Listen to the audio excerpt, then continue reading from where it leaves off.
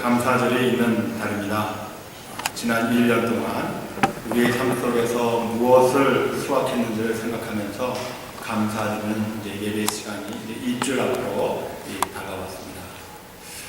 20세기 초 중국의 선교사였던 스탠리 존스 목사는 교양인과 야만인의 차이는 감사할 줄 아는 사람과 감사할 줄 모르는 사람으로 구별할 수 있다, 그렇게 말했다고 합니다.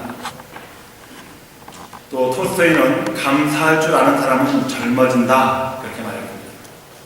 그리고 종교개혁자인 마틴 루터는 마귀의 세계만이 감사가 없다, 이렇게 말하고 있습니다.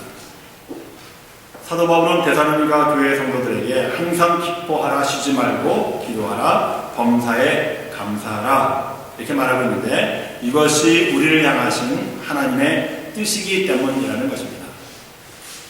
그러므로 오늘 우리가 드리는 이 예배를 통해서 지난 한 해의 수확이 많거나 적거나, 아니 오히려 적자가 있다 할지라도, 그리고 또한 삶이 고달프고 힘들다 할지라도 감사하는 여러분들이 되시기를 바랍니다. 오늘 제가 감사에 대한 네 사람의 말을 인용을 했습니다. 야만인과 교양인의 구별이 뭐라고 했죠? 여러분들이 야만인이 되기를 위해서 노력하신다면 감사하지 마세요. 또 젊어지시기를 원하십니까? 톨스토이의 말에 의하면 감사하면 젊어진다고 했는데, 저 얼굴 보세요. 제가 지난주에 23살로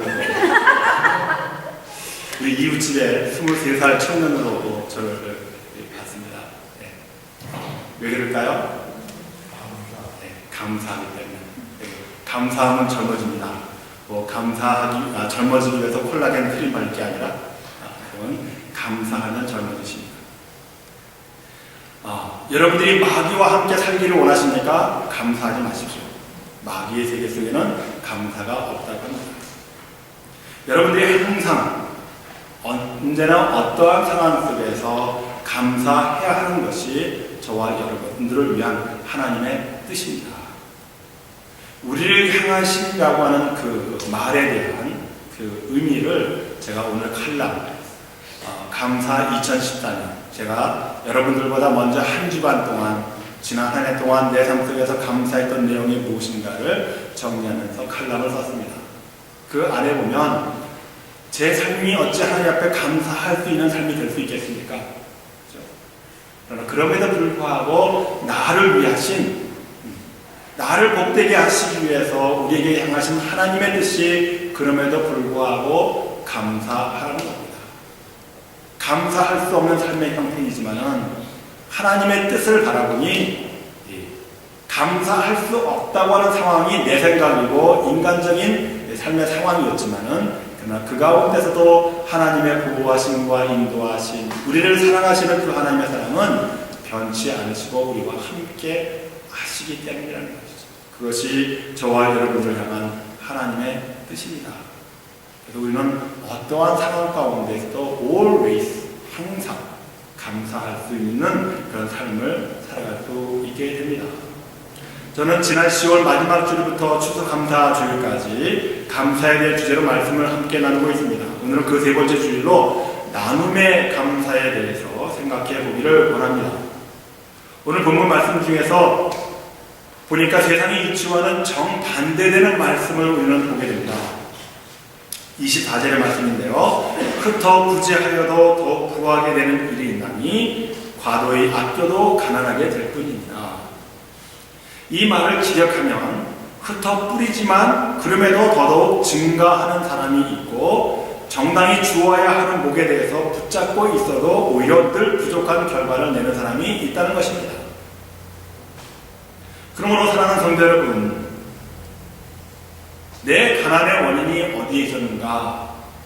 오늘 말씀 속에서 여러분들의 삶의 태도를 한번 살펴보시기를 바랍니다.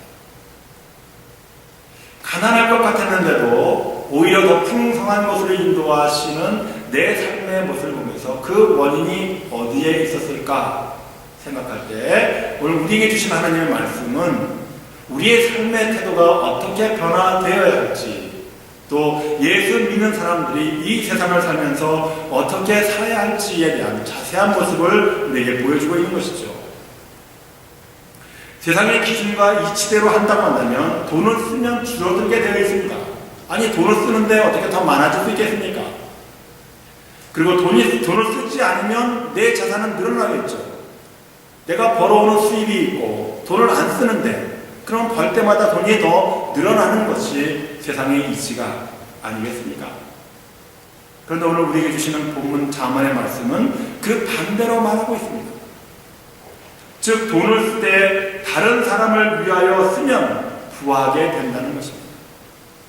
그리고 남을 돕지 않는 사람은 결국 가난하게 된다는 가르침입니다. 자, 그렇다면 왜 이런 현상이 나타날까요? 그것은 아주 간단합니다. 우리의 모든 소유는 나의 것이 아니라 하나님께로부터 왔기 때문입니다. 하나님 그분의 소유라는 것입니다.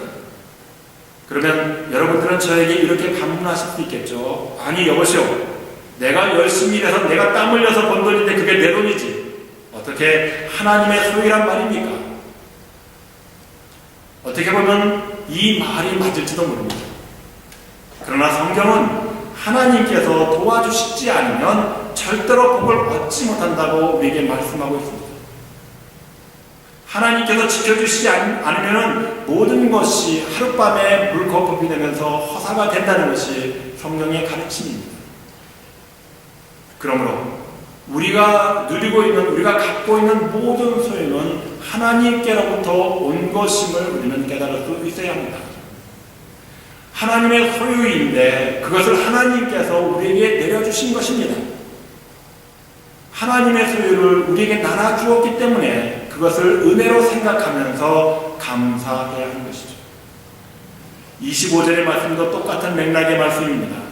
구제를 좋아하는 자는 풍족하여 질 것이요 남을 윤택하게 하는 자는 윤택하여 지리라. 이것이 하나님께서 우리에게 주시는 축복의 법칙이요 원리입니다. 왜 구제를 좋아하는 사람이 풍족하여지고 남을 윤택하게 하는 사람의 삶이 윤택해질까요?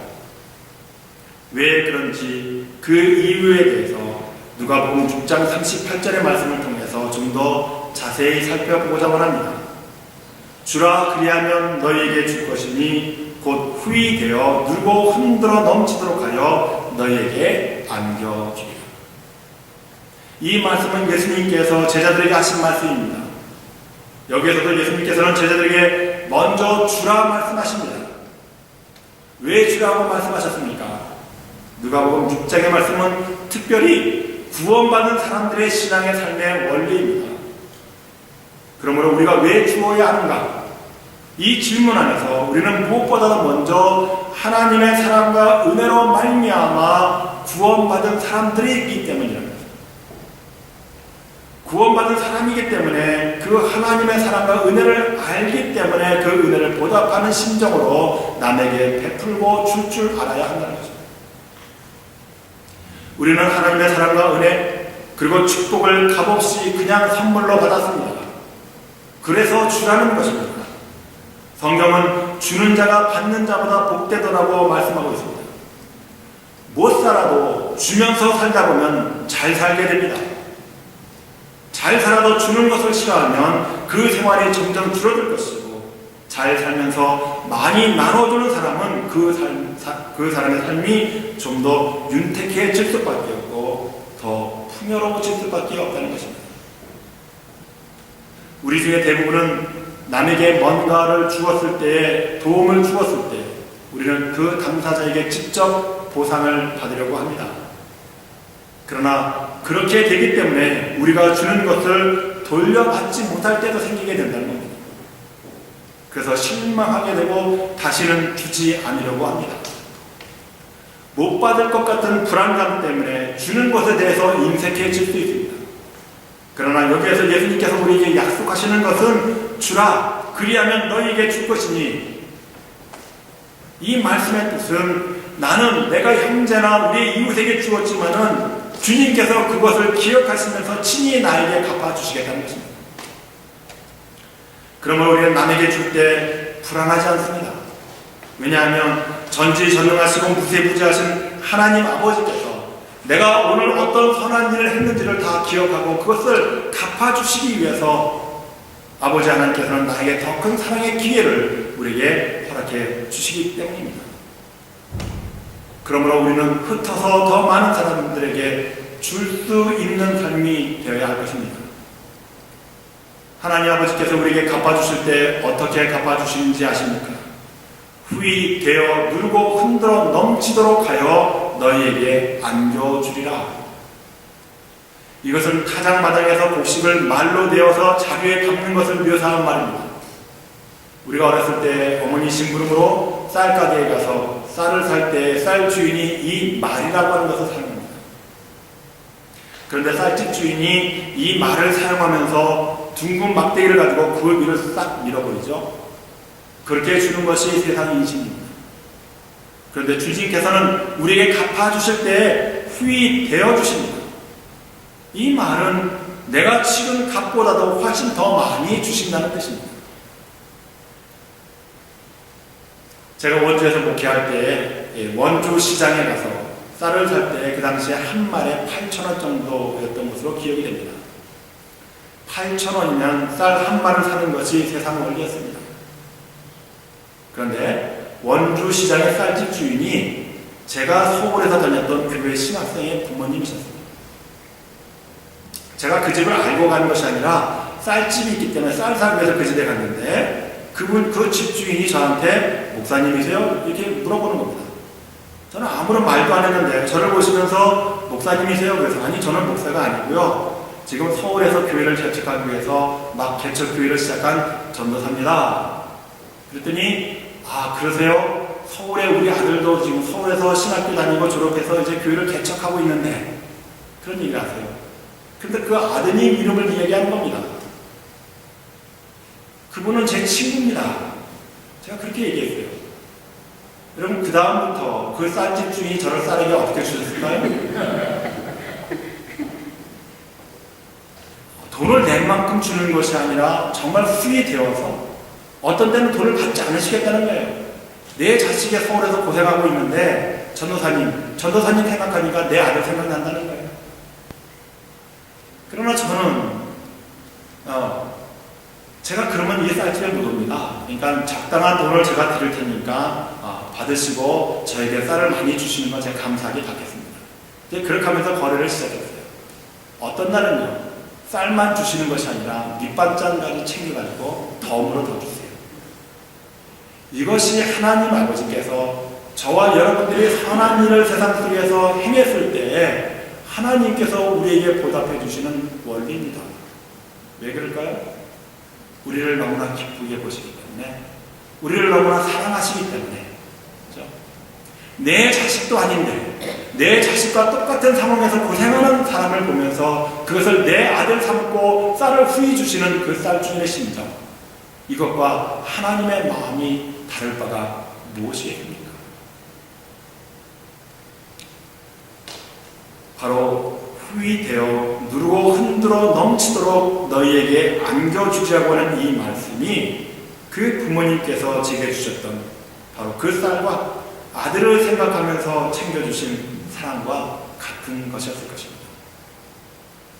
그런데 영적인 우리 아버지께서는 하나님의 마음을 예수께서 이처럼 후히 표현하시는 것을 우리에게 보여주고 있는 것이죠. 나는 8,000원이라고 하는 세상의 삶을 살지만은 그래서 쌀 한 마리를 사려고 쌀집에 갔는데 하나님 아버지께서는 이미 8,000원보다도 더 큰 후한 대를 준비하시고 그것을 흔들어서 넘치도록 쌀집 주인이 둥근 막대기 가지고 싹 밀어버리는 것이 아니라 수북히 쌓여서 더 주시는데 어떻게 주십니까? 안겨주신다는 겁니다. 안겨주신다고 하는 이 말씀은 내가 무엇을 얻기 위해서 동서남북으로 돌아다닐 필요가 없다는 것입니다. 여러분들이 잘 알고 계시는 불세의 시 가운데 이런 시구가 있습니다. 저선나무라는 시의 제목이죠. 저산 너머 행복이 있다고 말들하기에 남들 함께 얼려 찾아갔다가 눈물만 글썽하여 되돌아왔네. 그런 구절이 있습니다. 그렇습니다. 세상 사람들은 행복을 찾아서 다녀야만 합니다. 그럼에도 불구하고 그들이 찾고 다닌다고 해서 그 행복을 찾을 수 있습니까? 결국 행복을 찾지 못하여 슬픔 가운데 다시 돌아오는 것이 인생의 삶의 모습입니다. 그러나 예수 믿는 저와 여러분들은 행복을 찾아다닐 필요가 없다는 겁니다. 왜냐하면 축복과 풍요의 근원이신 주님께서 오늘 나를 찾아오셔서 내 품에 직접 후이되고 준비한 그 행복을 우리의 가슴 안에 직접 안겨주시기 때문입니다. 그 축복과 풍요의 출발이, 그 행복의 시작이 바로 나의 소유를 남에게 주는 것에 있다는 것입니다. 초대교회들은 이와 같은 주님의 말씀에 순종했습니다.